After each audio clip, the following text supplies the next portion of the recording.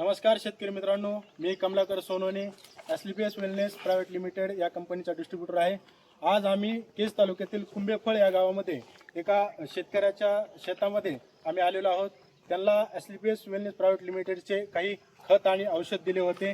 त्यांचा रिझल्ट पाहण्यासाठी आज त्यांच्या शेतामध्ये आम्ही प्रत्यक्षात आलेलो आहोत। त्यांच्याकडूनच आम्ही जाणून घेणार आहोत।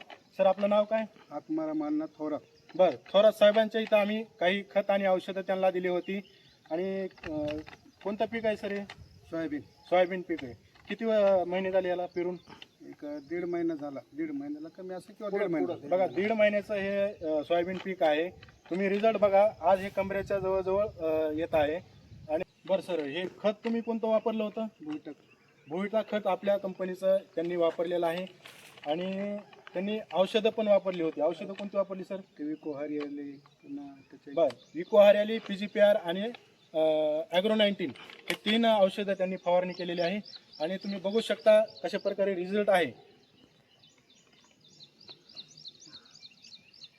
विचार सर, तुम्ही आता तुम्हाला रिझल्ट चांगला वाटला का? नंबर 1 वाटला।